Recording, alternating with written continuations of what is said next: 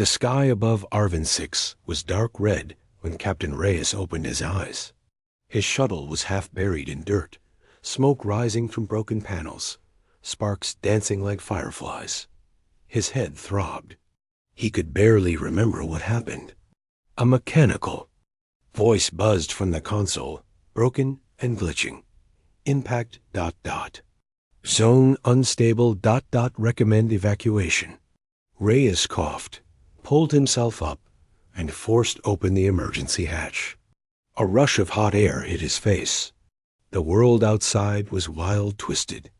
Trees, dark cliffs, and strange lights blinking far in the distance. He stepped out slowly, holding his side. His suit was cracked, but it would hold for now. He had no idea where the rest of the crew was. The mission was supposed to be simple. A survey of a forgotten colony world. Arvin 6 hadn't had visitors in 500 years. According to old maps, the place was uninhabited, with only old research ruins. But something had knocked his ship from the sky. Something fast. Something silent. He walked until he reached a rise, looking out over the valley. That's when he saw them. Buildings, real ones. Not ruins. They looked alien tall, narrow structures made of black stone and metal. Smoke curled from chimneys. Lights blinked. Something moved. Impossible, Reyes whispered. He activated his wrist beacon and scanned the area. The signal was weak. No sign of the crew, but life signs were all around. Hundreds, maybe thousands. He headed toward the buildings. The village was quiet but alive. Small creatures with long limbs and large eyes watched him from shadows. They weren't human, but they weren't hostile. In fact, they looked frightened. Not of him, but of something else. An elder approached. Thin, gray-skinned, with markings along his arms. He spoke slowly, his voice trembling. You came from the sky. You should not be here. I didn't plan to crash, Reyes answered. My ship was attacked. I need help, shelter, a way to contact my people. The elder looked around nervously. You can rest, but you must not go near the forest. Reyes frowned. Why not? The elder didn't answer right away. Then he said just one word. Wolves. Reyes tilted his head. Wolves? As in animals? But the way the villagers reacted, eyes wide, bodies shaking, it wasn't fear of animals. It was fear of something worse. Something they didn't understand. Or maybe something they remembered all too well. That night, Reyes stayed in a small hut made of old ship parts and stone. The villagers avoided eye contact. No one came near him. Outside, the wind howled. Through the trees, something moved in the darkness fast, silent. Shadows that didn't match the branches at midnight. He heard scratching. He rose, went to the edge of the village, and stared into the woods. Nothing, just trees. Then he saw them eyes, dozens of glowing yellow eyes, watching from deep inside. The forest. He raised his arm, flashlight on, and stepped forward, but the eyes vanished. No sound, no movement. Just gone. He returned to his hut and couldn't sleep. Something had seen him. Something intelligent. The next morning, he asked. The elder again. What are the wolves? The elder sat in silence for a long time. They were created long ago, he finally said. Not by us. By a race older than memory. They were protectors. Soldiers. Beasts with minds. But they turned. They remembered things they shouldn't.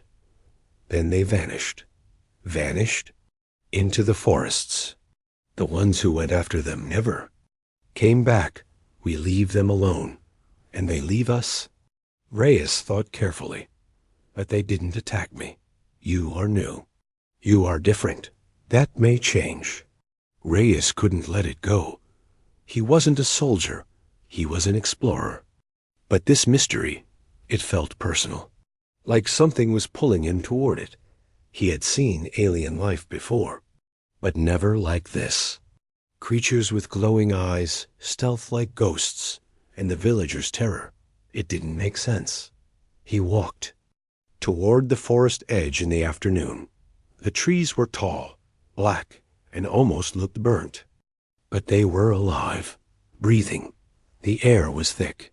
He stepped inside. It was quiet. Too quiet. No birds, no insects. Just his own footsteps. Then a branch snapped behind him. He turned fast. Weapon drawn. Nothing. He moved deeper. Vines coiled along, the path like veins. And then he saw it, a shape humanoid, 7 feet tall, covered in black fur and armor like bone plates, eyes glowing softly. It stood still, watching him. Reyes didn't move. "I'm not here to hurt you," he said calmly. Creature tilted its head. Then, without moving its mouth, a voice echoed in Reyes's head. "You do not fear us." He froze. The voice wasn't loud. It was deep, cold, and somehow sad. "No," he replied. "Should I? They all fear us, even the ones who made us." "Why?" "Because we remember." Reyes stepped forward slowly. "What are you?" The creature lowered its head slightly. Its voice entered his mind again. "Valerin. That was our name before they called us wolves. We were guardians. Then we were betrayed. By who?" The creature pointed toward the sky. "By those who called themselves our masters." Reyes suddenly felt dizzy. The air shimmered. Then he wasn't in the forest anymore. He was in a battlefield. A memory. Fire burned across the stars. Ships exploded. Beings screamed. And at the center of it, dozens of creatures like the one before him, fighting, protecting a planet. Then they were turned on by their creators. He saw them hunted, caged, and finally forgotten. Reyes collapsed, gasping, back in the forest. The Valerin stood over him. "Now you see. Now you know." Then it turned and vanished into the woods. He staggered back to the village. His mind spinning. The villagers saw him and backed away in fear. "You went in," the elder whispered. "And lived. I spoke to one," Reyes said. "They're not monsters. They were made to protect you." The elder shook his head. "No, you don't understand. They remember what we forgot, and that is worse than anything." That night, Reyes wrote a report in his datapad. But the signal was still weak. The memory he saw, it felt like a warning. The wolves weren't evil. They were survivors of something much bigger. A war that wasn't over. A lie that had been passed down for generations, and he was now part of it. But what scared him most wasn't the memory. It was the whisper he heard in his dreams. "You will see us again, human, when the stars bleed once more." And far above, a planet in orbit, something stirred. A satellite long dead, now awake. Captain Reyes sat on a rock outside the village, staring at the black forest. His mind replayed the memory the creature the Valerin had shown him. A battlefield in the stars. Fire, death, betrayal. It wasn't just a vision. It felt real. He touched the side of his helmet, where a crack still ran down the glass. The atmosphere here was breathable, but it carried something strange. Like memory itself was alive. Behind him, the village was quiet. No one came near him anymore, not even the elder. They feared he had been marked. Late in the evening, the wind picked up. It wasn't a natural wind. It moved in pulses, like something breathing across the trees. The shadows grew longer, even though the twin suns hadn't fully set. Then came the eyes again, glowing, dozens of them yellow, steady, not blinking. They were watching from the edge of the forest. Just watching. Reyes stepped toward them. "Why are you here?" he asked softly. No answer. One set of eyes blinked. Then another. Then they vanished. He turned around, and there standing right behind him was a Valerin, silent, massive. Its body shimmered slightly like it wasn't fully there. "You shouldn't come alone," it said. This time, the voice didn't come from inside his head. The creature actually spoke. Its voice was deep, layered, like multiple beings speaking as one. "I had questions," Reyes said. "You gave me answers. Now I want the truth." The Valerin tilted its head. "Truth is dangerous. I already saw part of it. There is more." The creature turned and walked into the woods, not running, not vanishing, just walking, as if expecting him to follow. Reyes did. The forest swallowed them both. The deeper they went, the quieter the world became. The trees looked dead, but pulsed faintly, with light like veins under skin. "How many of you are there?" Reyes asked. "Few," the creature replied, "but not forgotten." They entered a clearing with stone ruins half buried in moss. Ancient writing glowed faintly on the walls, writing not from this planet, and not in any language Reyes knew. "We're made for war," Reyes said. "We were made for peace," it corrected. "But our creators feared what peace might cost them." Reyes frowned. "So they turned on you?" "They turned on themselves. We just refused to follow." Suddenly, Reyes felt cold. The forest around them had gone completely still. Even the trees stopped pulsing. "What's happening?" he asked. The Valerin turned sharply. "They're coming." "Who?" But before he could finish, the sky above cracked with light. A ship. Not human, not local. It descended fast, engines screaming. No markings, no communication signal. And others followed. 5, 10, 20. Reyes looked at the Valerin. "You said truth is dangerous. Is this because I saw your memory?" The Valerin's eyes dimmed. "Not just you. Something woke when you connected with us. Something that watched from above." "Who are they?" The creature's voice lowered. "Those who built us. And those who feared what we became." The ships began landing near the forest edge. Troops poured out. Tall figures in dark armor. Their weapons glowed with blue plasma. But they weren't attacking the village. They were surrounding the forest. "They came to finish what they started," the Valerin said. "They think we are still weak." Reyes clenched his jaw. "Are you?" The creature stepped into the clearing's center. From the trees, more Valerin emerged. Dozens. Silent. United. "No," it said. "We only chose not to fight." Suddenly, the ground shook. A deep boom echoed through the valley. The soldiers outside opened fire into the forest. Blue plasma lit the air. But no screams followed. Only silence. Then shadows moved between the trees. Fast, too fast.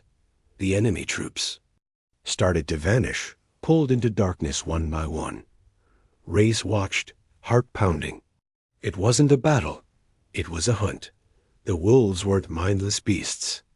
They were strategic, coordinated, precise. In minutes, the forest edge was silent again.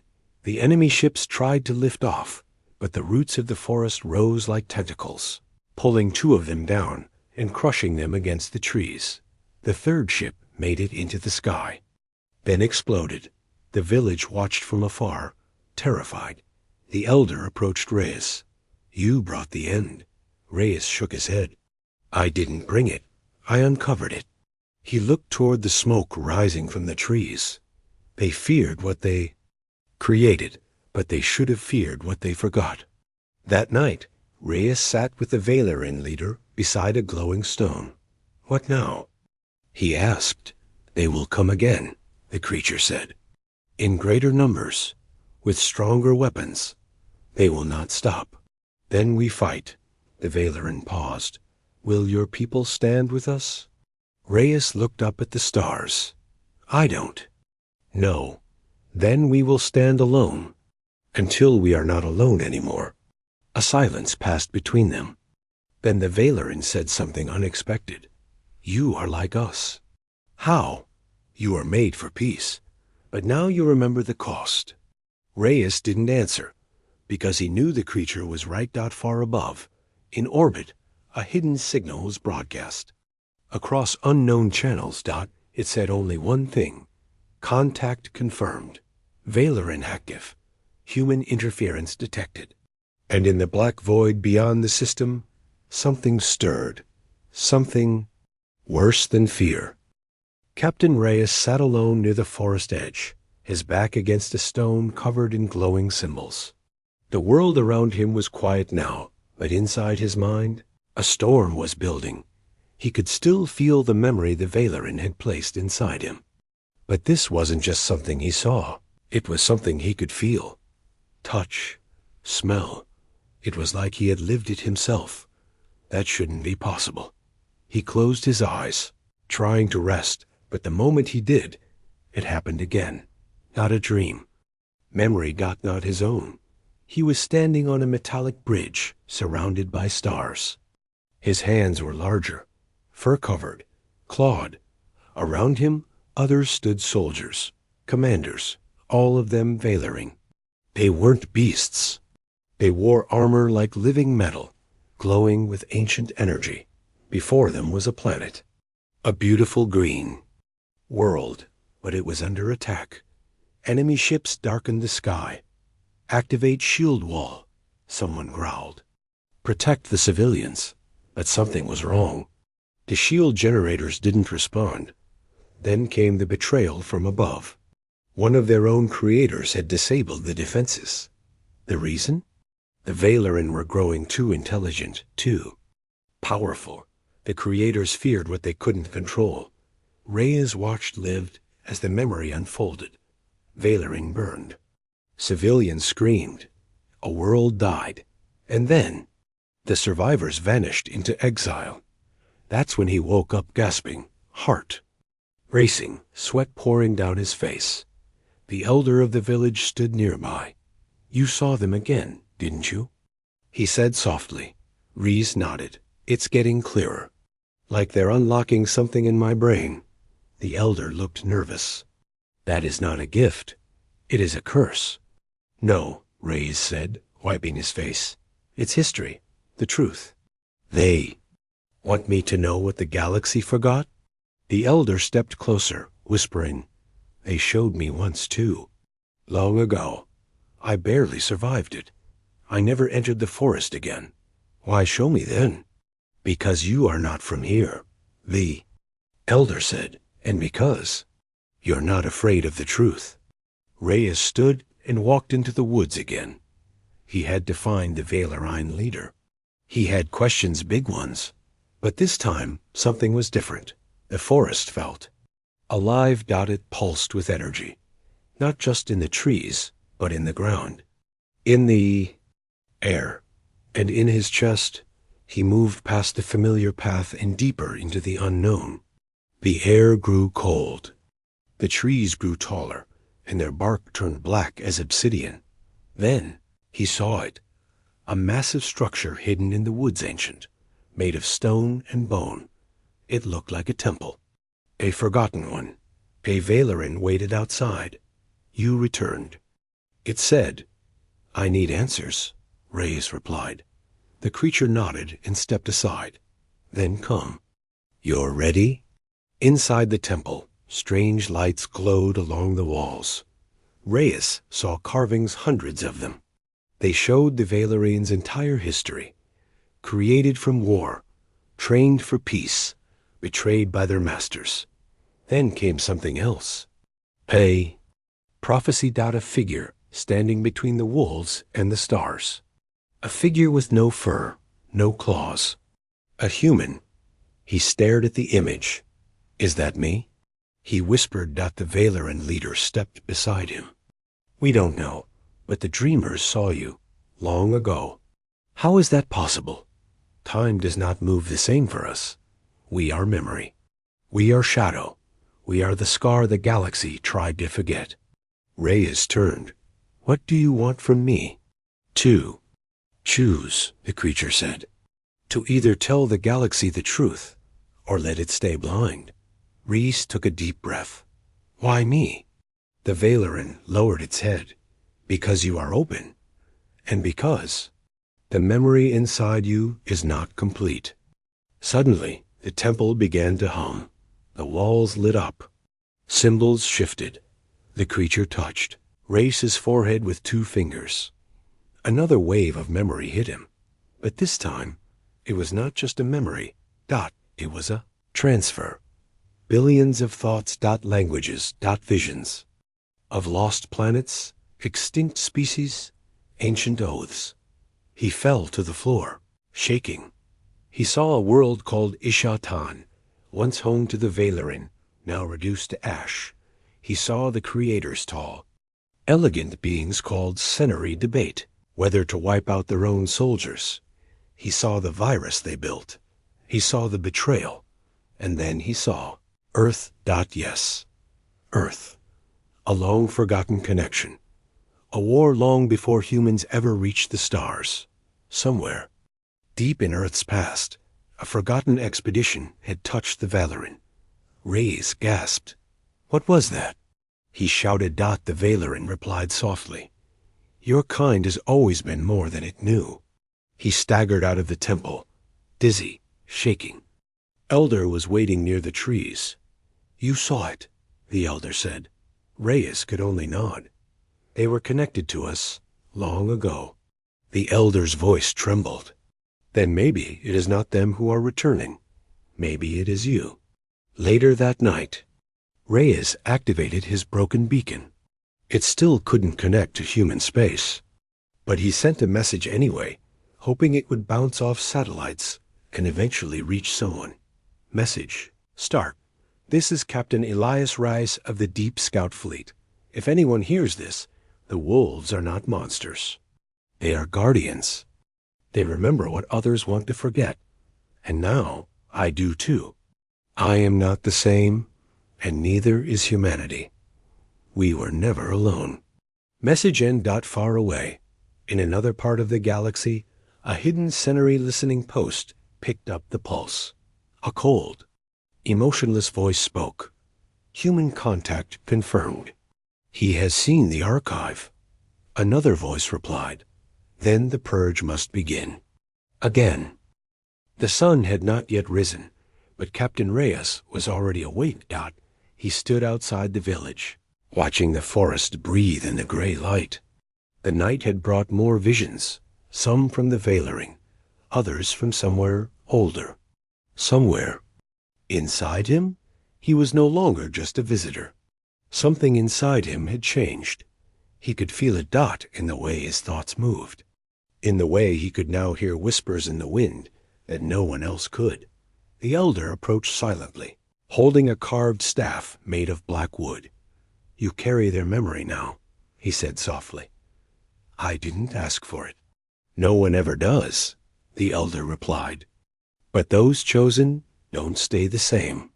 Reyes turned to face him. They're not monsters. Everything I was told, everything we believed, it's a lie. Yes, the Elder said, but lies are safer. The truth burns. Reyes looked toward the forest. They're not beasts. The Elder's face grew pale. No, they never were. That's what makes them terrifying. Later, Reyes walked back into the forest. This time, the Valerin were waiting for him. Not just one. Not a few. Dozens. All silent. Their golden eyes glowed softly in the trees, like floating stars. And then she stepped forward. Taller than the rest. Armor smoother. Fur darker. A scar ran down one side of her face. She spoke, her voice like distant. Thunder. You carry our pain now. I carry your truth, Reyes answered. You carry our burden. He nodded slowly. Then help me understand. Help me show the galaxy who you really are. They took him to the heart of the forest, a place hidden even from the village elders. A valley surrounded by bone-like cliffs and glowing vines. There stood a monument, not a temple, not a weapon. A grave, Dozens of giant stones circled the area, each one engraved with names in ancient symbols. Some were broken. Others were cracked from age. "This is where the first ones fell," the female Valoran said. "The ones who refused to kill innocent life, even when ordered to." Reyes stepped closer. "These were your heroes. They were our truth." She said, "They chose peace and died for it." He knelt before the graves, feeling the weight of the place press into his chest. "You were never beasts," he whispered. The female nodded. Double quotes, "No, but they feared we might become monsters. So they made us into one in stories, in records, in laws." The lie was easier than facing what they had done. Suddenly, one of the Valoran growled. A signal was incoming. A ship. Reyes stood quickly. "Who?" The female touched her temple. "Not yours. Not Senary. Something older." The others tensed. Shadows rippled across their bodies. Reyes activated his wrist screen. The signal was weak, but real. A ship was approaching orbit. Unknown design.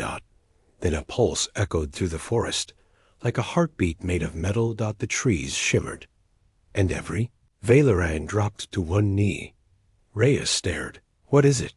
The female whispered, "One of the first has returned." Moments later, a figure appeared in the clearing. Not from the sky. From the ground. As if rising from the soil. Itself. It was unlike the others, taller, bulkier, its armor fused with roots and crystal. Its eyes were white, not gold. It looked at Reyes and spoke in perfect human English. "You have seen what we were. Now see what we became." Reyes stepped forward. "Who are you?" "I am Valar Ka, first of the second generation. We were buried to sleep, but your presence has woken the memories." The female bowed her head. "We thought you were lost." "We were waiting," Valar Ka said. "Waiting for the one who would carry the memory, ... and survive it." Reyes felt a chill run down his spine. "Why me?" The ancient Valoran stepped closer. "Because you are the first human to look at us and not see a monster." Valar Ka raised a hand. The forest floor cracked open, revealing a chamber beneath. A vault. Inside were objects glowing with soft blue light. Data crystals, armor pieces, broken helmets, and at the center a seed. Reyes looked at it, confused. "What is that?" "The last hope," Valar Ka said. "Our memory, our pain, and our future, stored in living form." The seed pulsed as if alive. "It needs a guide," the old warrior said. "A voice," the female added. "Not of claws or war, but of reason." Reyes shook his head. "You want me to carry it?" "No," Valar Ka said. "We want you to decide who should." That night, Reyes sat alone with the seed in his hand. It was small, soft, warm. And inside it, he could feel thousands of thoughts echoes from beings long gone. It didn't speak, but it felt like a heartbeat against his skin. He looked up at the stars. What would Earth say if they knew? Would they fear the Valoran too? Or would they finally understand? He didn't know, but deep down, he was starting to believe the galaxy needed to remember what it had chosen to forget. Above, in orbit, a Senary warship arrived. Its commander looked at the world below and gave a single command: begin planetary scan. Prepared purge weapons. Inside the ship, dozens of drones woke from their slumber. Their mission: find the Valoran. Erase all traces. Eliminate the human. But on the surface, Reyes stood in the forest, the seed in his hand, and behind him, the wolves opened their eyes. Not beasts, not monsters. Just memory. And this time, they were ready. The skies above Kale Draven were red with smoke and fire. Ships burned in orbit. Not because of a war, but because someone had dared to step foot where none were allowed. That someone was a human. Commander Elias Ward stood at the edge of the great ravines staring down at the dark jungle below. Around him, the alien soldiers of the Arukan Guard trembled.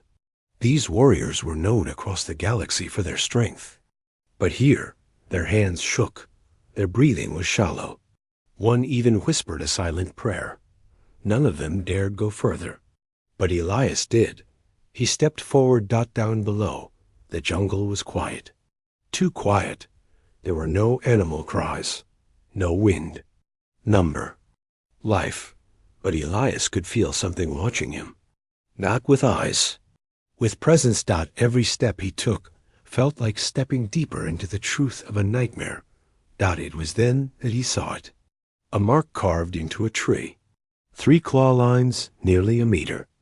Long, dug deep into black wood that oozed silver sap. It wasn't just a warning. It was a sign. They're still alive. Elias whispered. One of the Arukan guards stepped back. You shouldn't say that. We've locked this place for a reason. Elias ignored him.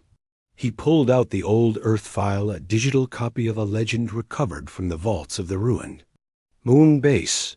It spoke of an alliance once broken, of beasts born from war, reshaped by pain and betrayal. Beasts with human minds and alien instincts.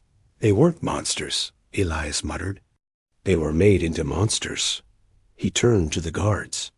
Your people locked them here, lied to the galaxy. And now you're afraid that someone like me might wake them up. Suddenly, a long, low howl cut through the silence. It echoed through the trees, deep, sad, powerful. The guards froze. One dropped his weapon. Another ran. Even the jungle itself seemed to tremble with the sound. But Elias stood tall, because to him, it didn't sound like a monster. It sounded like a person calling. For help. The howl ended. Silence followed. But it was a different silence now. Heavy. Waiting. Elias spoke calmly, knowing his every word might change the fate of this planet. I came to find the truth. If the wolves still live, then they deserve to be heard. The ravine pulsed with a strange energy, like the jungle was responding, welcoming, testing. Behind Elias, only 2 guards remained. The rest had fled. He looked to the dark path ahead and stepped into it, because someone had to face the forgotten. Someone had to listen to the walls. And maybe, just maybe, they would listen back. Elias moved carefully through the thick jungle, the silver mist clinging to his skin like it was alive. The trees above were too tall, their branches curling like claws. The air felt heavy, like memories were pressing down on him. Every step echoed with something ancient. The Arukan guards had refused to follow. Now Elias was alone, armed with only his scanner, a translator chip, and the truth he had uncovered. The wolves of Kale Draven were not extinct. They were hidden, forgotten, caged behind fear, but not forgotten by the planet. The jungle remembered them. He passed giant ruins, towers half swallowed by roots, statues broken by time, each one showing something strange. Not quite animal, not quite alien, but also human. Clawed hands reaching up, eyes full of sadness. And always the same symbol, 3 claw marks slashed across a circle of stars. Wolves' mark. Suddenly, the mist shifted. Elias froze. Something was near. He heard the soft crackle of leaves behind him. Then silence, no wind, no birds, no breath, then a voice. You shouldn't be here. Elias turned fast, aiming his light. Standing. In the shadows was a figure. Tall, lean, eyes glowing faint gold. Skin rough like bark, but movements fast like a predator. But the voice, it sounded tired, worn. You're one of them, Elias whispered. I was, the figure said, stepping into view. Before the world forgot us. Before we were caged. The face was human, mostly, but his teeth were sharper. His eyes more focused. And his presence like he belonged to the jungle itself. You're the last? Elias asked. No, the man said. Just the first to speak? Elias stepped forward, slowly. Why were you locked away? The man didn't answer at first. Instead, he raised his hand and pointed to the jungle around them. They made us. They trained us. Then they feared what they created, so they erased us. We were too loyal, too dangerous. To who? Elias asked. To Earth, the man replied, his voice low. When the old powers broke apart, we didn't betray the humans. So they called us beasts. Elias felt his throat tighten. This wasn't just history. This was a crime buried for centuries. They said you were monsters. We were soldiers, the man snapped. But now we are something else.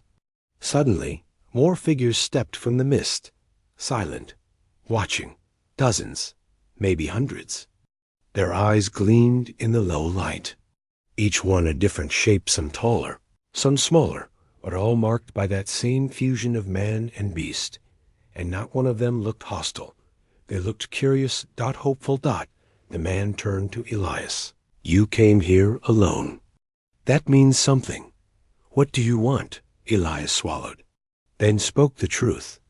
I want to help you return. The galaxy needs to know the truth. You don't deserve this prison. The figures whispered to each other. Some growled, but none moved. Closer. The man finally nodded. Then you must prove yourself. The jungle remembers everything. It will test you. If you survive, we may follow. A sudden tremor shook the ground. Vines writhed. The mist thickened, and from deep within the jungle, something ancient stirred. A low rumble echoed. Not a growl, not a howl, but a call. The jungle had accepted the challenge. Elias had just stepped into a trial older than the stars. The jungle had changed.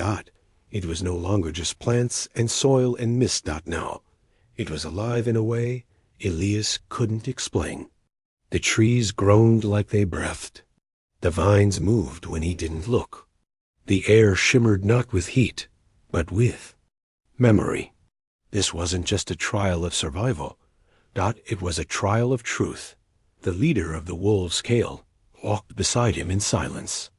Behind them, the other half-human, half-beast warriors watched, not helping, not guiding, only judging.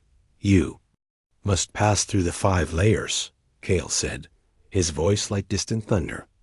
Each one reflects what was stolen from us, our loyalty, our rage, our pain, our mercy, and our final choice. Elias said nothing. He knew this wasn't about strength. It was about understanding what had been done and proving that he still believed in what humanity should be. The first layer was loyalty. A hologram appeared in front of him, not a simulation of memory. It showed Earth's generals long ago. Cold voices, orders. Deploy the wolves, no survivors. Then wipe them out. Elias stood frozen as the wolves were ordered to destroy a colony that had surrendered. The memory showed Kale refusing the command. His team had saved civilians. And Earth called it treason. The memory burned out. Kale turned. Would you have obeyed? He asked. Elias replied, no, because mercy is strength. Kale nodded once. And the path opened. The second layer was rage. A fire rose around him. The flames whispered in human voices. Screams, accusations, betrayals. He saw the wolves hunted across moons, burned in cages, dissected like animals. Each flame showed one memory. Each step brought more anger. A blade appeared in his hand. Use it, the voice whispered. Strike back. But Elias dropped the blade. I see your rage, he said, but I won't be consumed by it. The fire faded. Third came pain. Here. He walked through a field of bones, wolves who never made it, children, old ones, names carved into stone. Kale stopped. Will you carry our pain, or look away like the others? Elias bent down. picked up a shattered tag from the ground, and tied it to his wrist. "I will carry it," he whispered. The pain did not vanish, but the path did not resist. Him, the fourth, was Mercy. A creature crawled from the trees, sick, starved, eyes mad with fear. It was one of the old scientists who had helped design the wolves. Now broken and lost, a weapon appeared beside Elias. "Vengeance is easy," Kale said.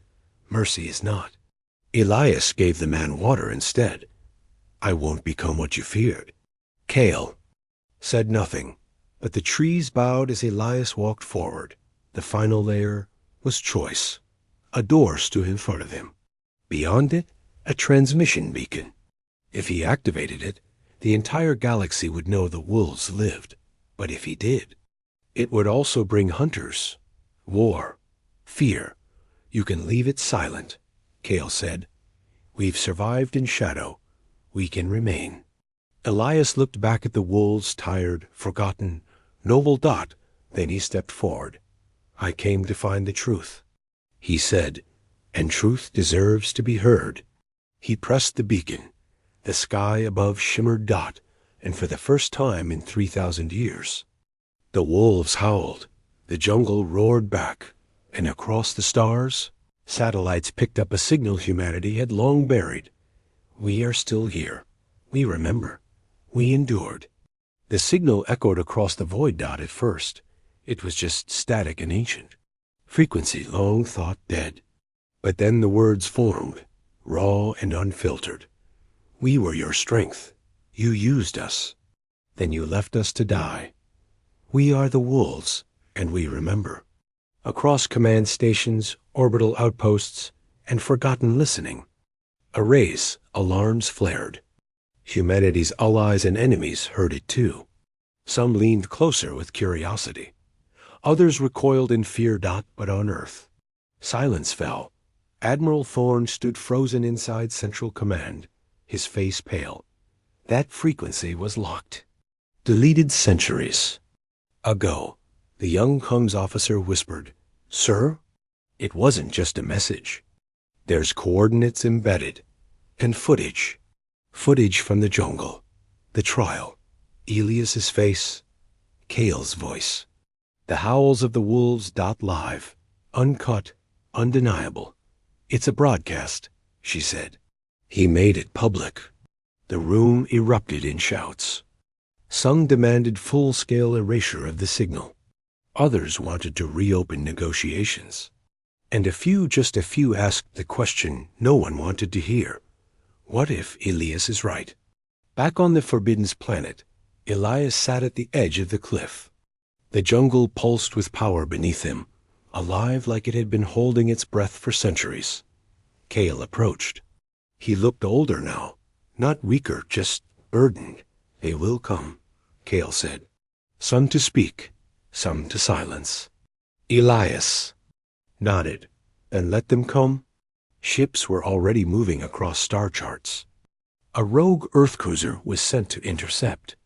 A group of alien scholars launched a diplomatic pod, and a pirate fleet, long known for enslaving hybrids, turned their course toward the coordinates. "Not to talk. To hunt. Elias looked up at the sky. "They want a reason to fear us. Let's give them something else." Kale raised a brow. "Like what?" "Hope," Elias said. "For those forgotten. For the betrayed. For anyone who still believes in second chances." Kale didn't answer, but he offered his hand. Behind them, the wolves gathered, not in ranks, but in unity. Not soldiers, but survivors. Then, the earth shook. From beneath the vines and roots, something massive began to rise. A structure.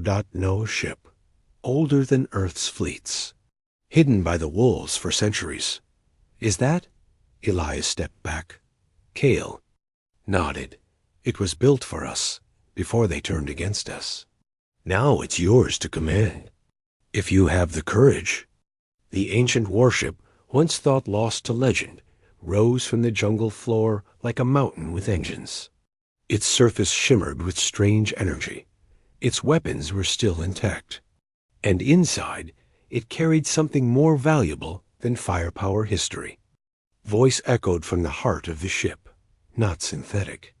Not recorded. Alive. Double quotes. Human pilot recognized. DNA confirmed. Trial complete. Directive reinstated. Protect the future. Elias stared at the console as it lit up with languages lost to time. This wasn't just a ship. It was a testament. And now the galaxy would hear the voice of the wolves, not as monsters or weapons, but as witnesses. Darkness fell over the Forbidden's planet like a warning.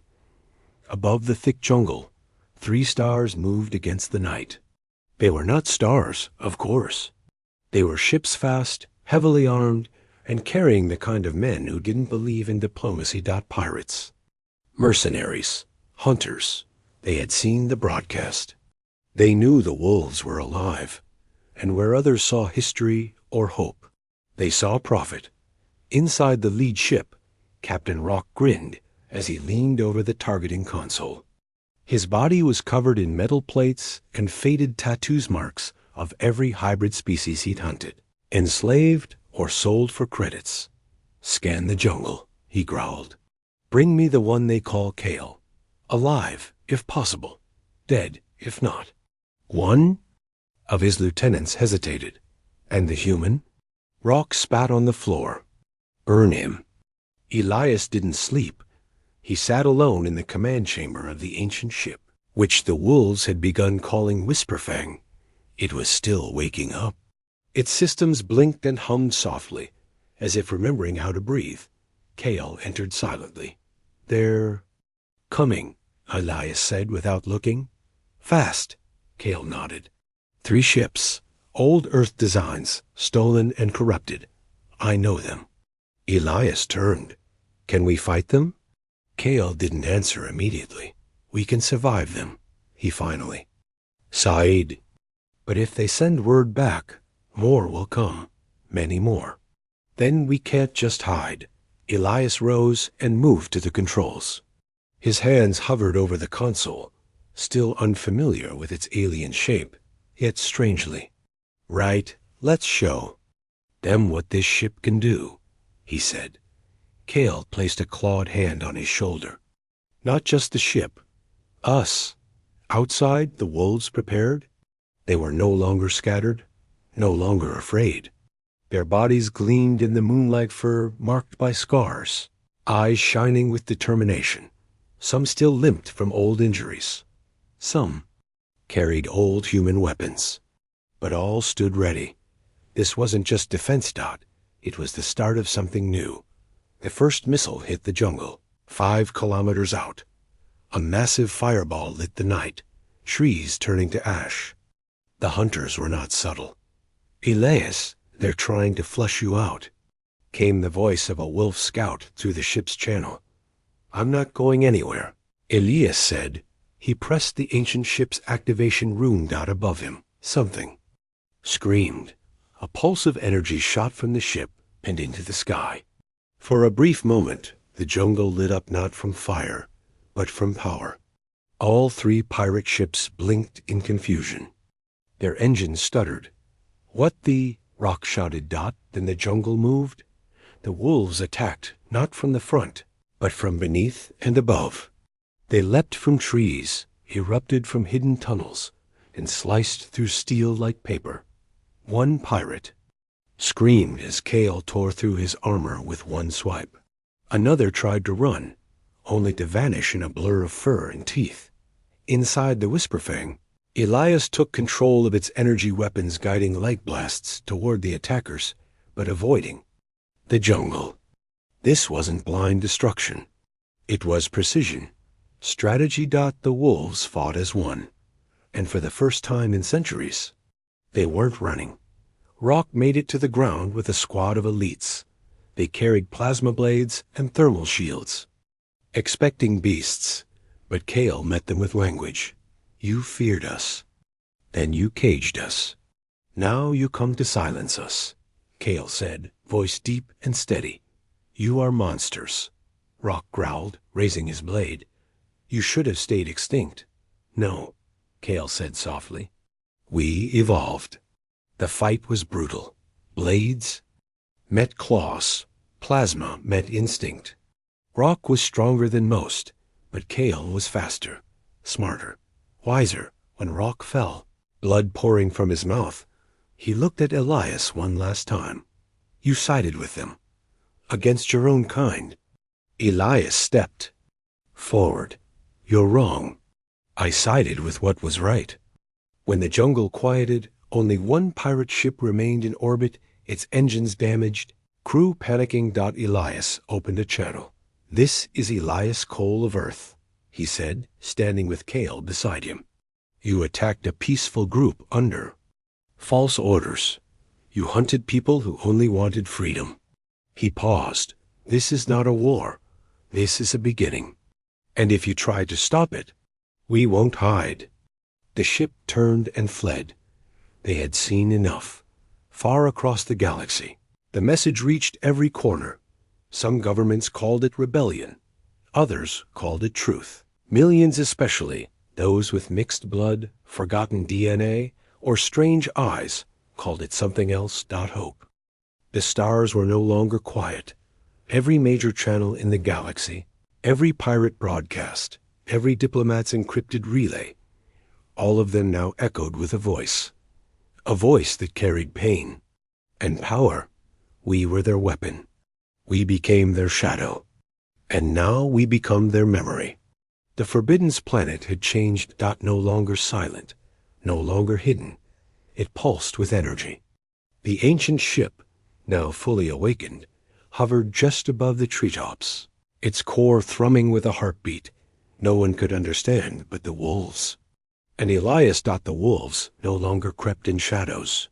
They stood at the front, visible, unified, no longer beasts or forgotten war dogs, but warriors of truth. Elias stood at the ship's command center. His eyes were tired, but his voice was clear. They're coming, fast, Earth, pirates, the Senate, everyone. Kale nodded. Then we ended here. High above the planet's orbit, ships began to arrive. First, the Earth cruiser Resolute, its cannons locked, demanding Elias's surrender. Then the Dunari Traders Guild, hoping to exploit the situation for profit. And finally, the Galactic Senate's flagship, a massive vessel painted white for diplomacy, but armed to the teeth. No one trusted the other. Each group thought they could control the narrative. Capture Elias. Silence the wolves. But none of them expected what came next. The ancient Wolf ship spoke, not through a screen or channel, but into every mind across the system. We offered loyalty. We received chains. Now we offer truth. The hologram filled the sky projected from the ship's memory core. It showed Earth scientists splicing genes. It showed humans pushing wolves into war zones. It showed children with glowing eyes crying in labs. It showed the Senate looking away. And then it showed Elias stepping into the jungle unarmed. The silence that followed was cold and sharp. Admiral Voss, aboard the Earth cruiser, growled, "Shut that down, now." But his crew didn't move. Even they were watching. Kale stepped forward beside Elias. "They will not stop until they erase all of us." "You know that," Elias nodded. "Then we make them remember." Suddenly, pirate ships broke formation. They weren't here to talk. Their engines flared red. They dove straight for the planet, weapons blazing. But the wolves were ready. Dozens of smaller ships, once hidden in the jungle's depths, launched upward like a storm of claws and light, designed for speed and fury. They moved with the instincts of their pilots, hybrids born for this moment. The sky became fire. Explosions thundered above, as Wolf pilots tore through pirate vessels with precision and vengeance.